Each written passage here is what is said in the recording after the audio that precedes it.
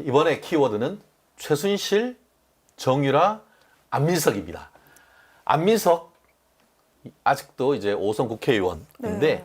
안민석이 지난 2016년, 17년 이럴 때 지금은 최순실, 지금은 이제 최서원 씨가 박정희 전 대통령의 비자금 수백조를 독일로 빼돌렸고 거기에 페이퍼 컴퍼니로 가지고 있으면서 해외에서 그걸 돈을 굴린다. 그리고 그런 내용을 독일 검찰로부터 직접 확인했다라는 얘기를 언론에다가 술술술술 했단 말이에요. 그것을 최소원 씨의 딸 정유라 씨가 허위사실 적시에 의한 명예훼손으로 고소했는데 이게 재판에 넘겨졌어요. 네. 그리고 어제 첫 재판이 이루어졌는데 이 첫 재판에서 안민석이 나 그거 그 말 했는 건 맞지만 공익적 목적을 해서 했는 기 때문에 무죄다라고 얘기를 했습니다. 이거 도대체 어떻게 봐야 됩니까? 일단 변호사로서 먼저 말씀을 드리면 공익적 목적에서 무죄라고 한다면 이게 사실이어야 되거든요. 그렇죠. 허위 사실이면 공익적 목적의 그 법조항이 적용이 안 돼요. 근데 제가 오늘 아침에 이제 봤던 기사들에 따르면 독일에서의 경찰이라든지 독일에서 수사기관에서는 자기들은 이런 말을 한 적이 없다. 확인한 적이 없다는 없다라고 얘기를 하고 있으면 과연 공익적인 목적의 그 311조인가요? 적용이 될지 안 될 거라고 생각을 합니다. 명예훼손에 관한 위법성 조각 사유의 특징. 네. 그러니까 명예훼손에 대한 위법성 조각 사유는 우리나라는 다 아시다시피 명예훼손을 두 가지를 보고 있어요. 원래 외국 같은 경우는 거짓말을 할 경우에만 명예훼손으로 보지만 우리나라는 진실을 말해도 명예훼손으로 보고 있어요. 근데 진실을 말해도 명예훼손이라는 게 계속적으로 회자가 되면서 그러면 내가 하고 싶은 진짜 말도 못하는 이런 얘기들이 있는데 그런 것들에 대해서 예를 들면 언론인이라든지 이런 분들은 진짜 말을 하셔야 되잖아요. 그렇죠. 그러니까 공익 목적이 있으면 그럴 때에는 문제가 없다라고. 사실이고 그렇죠. 사실 플러스 공익 목적이 있으면 그렇죠. 처벌을 안 해주는데 일단 지금 안민석 이제 아직은 의원이시고 이번에 공천을 못 받았죠. 못 받으셨죠. 네, 그래서 제가 보기에는 과연 이게 공익적인 목적이라는 걸 주장하시는 게 맞는지를 잘 모르겠고 저는 이제 공천은 못 받으셨지만 그래도 민주당에서 굉장히 좀 거물급 의원이셨잖아요. 고물급이죠. 실질적으로 21대 국회, 20대 국회 같은 경우에도 여기가 서울대 체육학과 나왔어요. 네. 그러면서 이제 문화체육관광위원회에 그 상임위원장도 했단 말이에요. 그만큼 지금 야당의 중진이죠. 그렇죠. 그런데 저는 이렇게 생각합니다. 그러니까 우리 시청자분들께서는 동의하지 않을 수 있을지 모르지만 저는 우리나라 의원들이 굉장히 훌륭하신 분들이라고 생각을 해요. 아니, 저는 그러니까 우리의 대표가 됐겠죠. 네. 그렇다면 본인이 대표가 되겠다고 나왔고 선출이 됐고 거기에 대한 것들을 국민이 인정을 해줬다면 좀 책임감이 있어야 되지 않을까. 그렇죠. 무책임하죠, 한마디로. 이게 그냥 최소원 씨 얘기만 이렇게 한 게 아니라 기억나요? 윤지호 씨. 윤지호. 윤지호 씨까지 하셨어요. 고 장자연 씨를 철저히 이용해 먹고 어떻게 보면 자기한테 후원금 그렇게 받아가지고 자기는 뭐 누가 협박하네 뭐네 하면서 나라 돈 해서 경호원까지 네. 해서 있다가 그 주장이 허위인 것이 밝혀지니까 돌아오지 캐나다로 않고 있어요.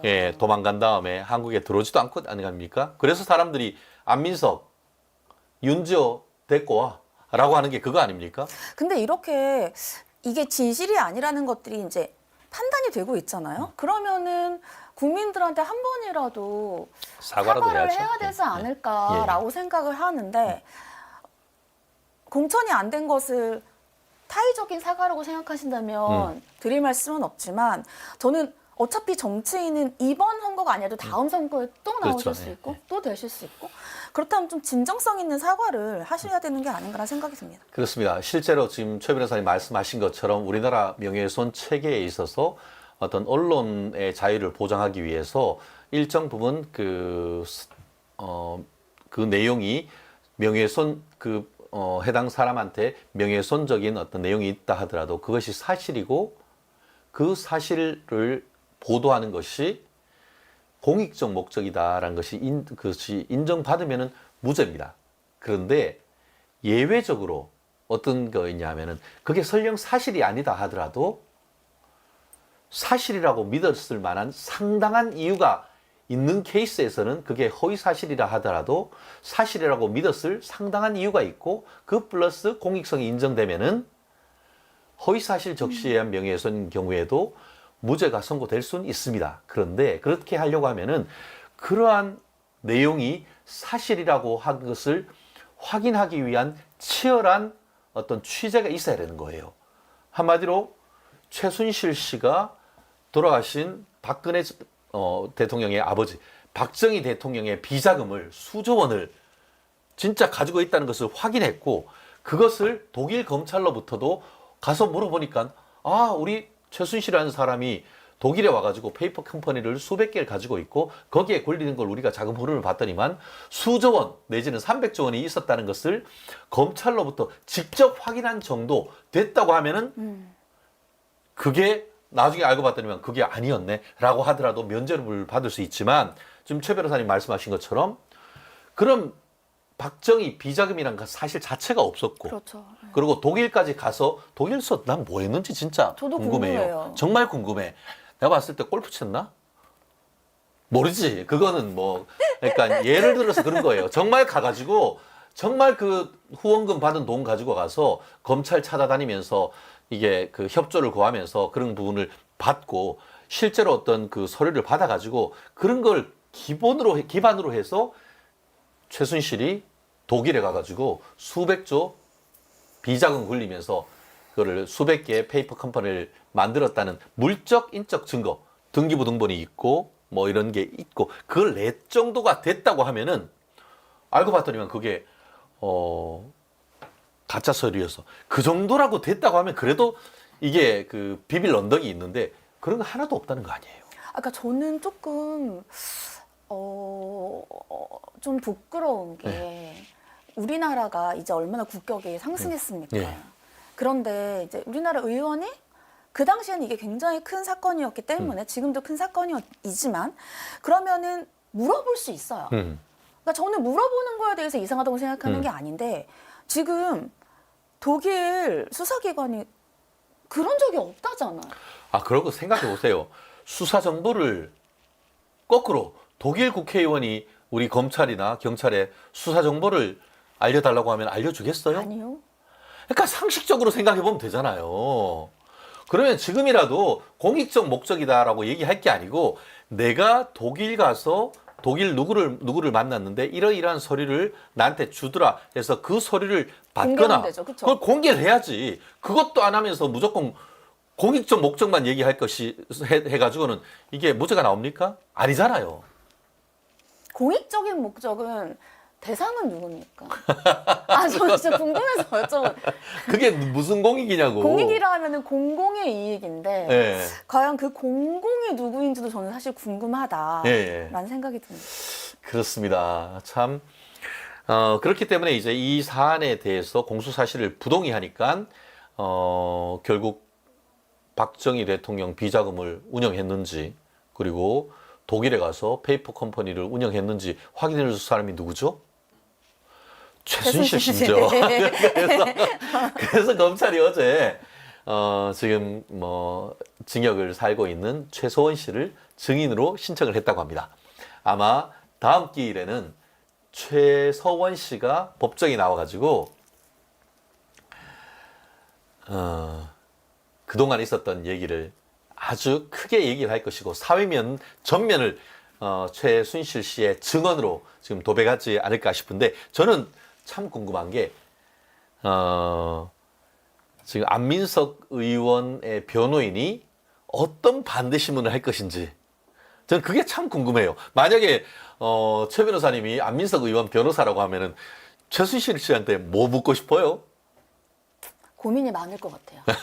왜냐하면 잘못 물으면 오히려 최서원 씨가 더 말을 많이 할 거기 그렇지. 때문에 제 생각에는 저는 약간 생각이 달랐거든요. 저는 검찰의 신문이 굉장히 궁금하고 현재는 저는 안민석 의원의 변호사 같은 경우는 최대한 짧게 짧게, 네, 최대한 짧게 하는 게 전략이지 않을까. 전략이지 않을까. 예. 사실 할 말이 없지. 잘못했다가 왜냐하면 최소원 씨도 벼르고 나오시는 그렇죠. 거예요. 예, 예. 거기에서 만약에 잘못된 얘기를 한다 했을 때 변호사가 그만해달라고 하더라도 법정에서 그거를 그렇죠. 계속 예, 제지할 수 하세요 없으니까. 하면은 예, 예. 그거를 계속 말하는 거기 때문에 오히려 최소원 씨가 말을 많이 할수록 안민석 의원이라든지 안민석 의원의 변호사 입장에서는 더 나빠지기 때문에 최대한 짧게 하는 게 전략이지 않을까 싶습니다. 그렇습니다. 결국 할 말이 없는 거죠. 사실 변호사가 할 것은 최순실 씨 말을 반박하기보다 안민석한테 야, 당신 독일 가서 뭐 했어? 그거 물어야 되는 거 아닙니까? 그래서 그때 변호사 했던 그거 물으면 안 되죠. 아니 내부적으로 상담할 내부적으로, 때 내부적으로 상담할 때 그렇기 때문에 아마 피고인 신문은 할지 모르겠어요. 변호사로서 안민석의 어떤 그 변명을 할 수 있는 기회로서 피고인 신문 저는 좀 피고인 신문 그리고 최후 안민석 의원의 최후 법정 진술을 좀 듣고 싶은데 정말 사실이 아니다라고 한다고 하면은 최 변호사님 말씀처럼 국민 앞에 사과하고 그게 내가 사실과는 다르게 얘기했지만 그 당시에 촛불이나 이런 상황 속에서 제가 부득이 쇼했습니다 라고 하면서 선처를 구하는 그렇게 한다고 하면은 그래도 선처가 될까?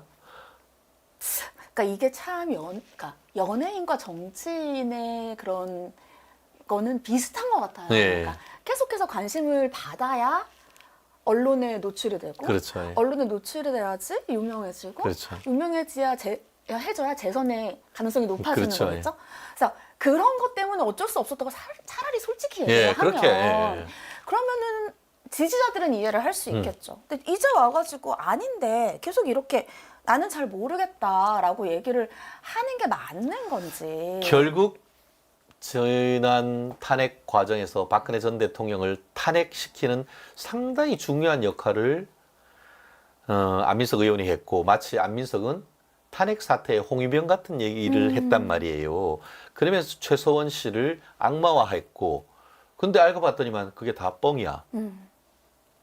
그렇게 되면은 이거는 그래서 사기 탄핵이라는 얘기가 사실 나오는 것 아니겠습니까?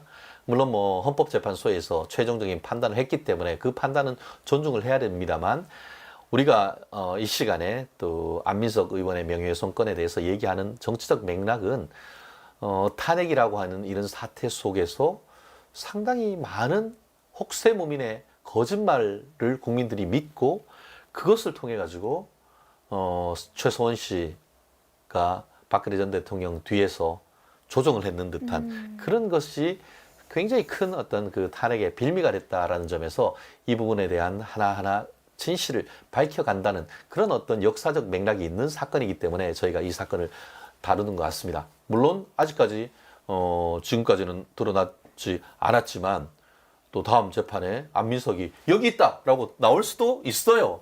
그럴 가능성이 저는 제로로 봅니다만. 이미 있었으면 이미 얘기했겠죠. 그렇죠. 네. 그렇게 기소도 안 됐겠죠. 그렇기 때문에 이런 부분에 있어서는 정직이 최선의 정책이다. 우리 안민석 의원님께 꼭 전해드리고 싶습니다.